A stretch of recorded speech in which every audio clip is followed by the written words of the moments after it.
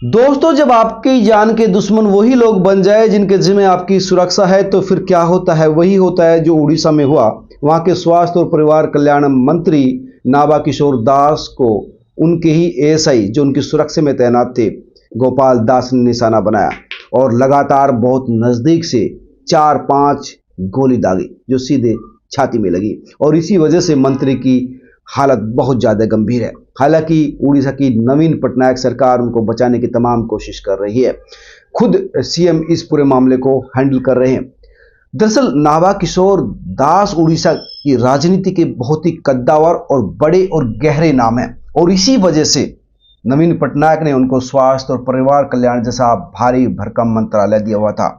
पहले नाभा कांग्रेस में थे, बाद में बीजेडी में है और यहां पर भी उनका बहुत गहरा असर है।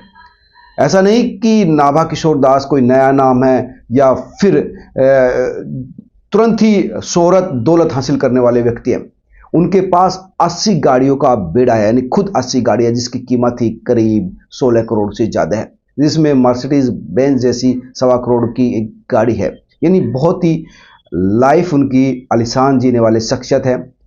दर्जनों शहरों में उनके आवासीय जो है घर हैं।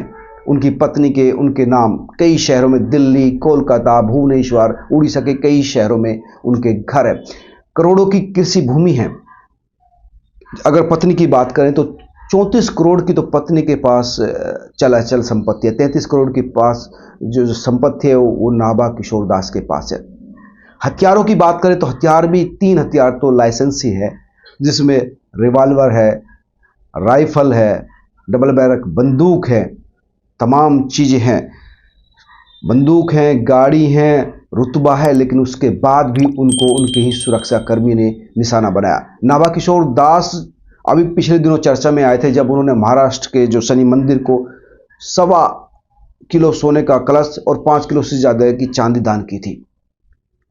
धार्मिक आदमी माने जाते हैं, लेकिन जिस तरह से उनको उनके ही सुरक्षा कर्मी गोपाल दास ने निशाना बनाया, उसके बाद उनकी जान इस वक्त बहुत ही क्रिटिकल सिचुएशन में फंसी हुई है, जिसको बचाने की कोशिश सरकार और स्वास्थ्य कर्मी कर रहे हैं।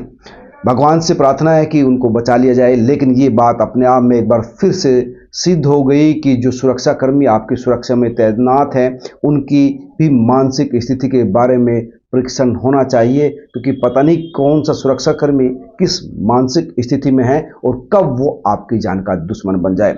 तो दोस्तों, ये थी नाभा किशोर दास की वो हिस्ट्री, वो बैकग्राउंड जो कई लोग जानना चाहते थे। नाभा किशोर दास राजनीतिक रूप से, आर्थिक रूप से काफ़ी प्रभावशाली व्यक्ति हैं और इसी प्रभाव की वजह से उड़ीसा के मुख्यमंत्री ने उनको बड़ा मंत्रालय दिया था, लेकिन उनके सुरक्षाकर्मी की वजह से उनकी जान संकट में है। अब दुआ का ही सहारा उनको है। नमस्कार।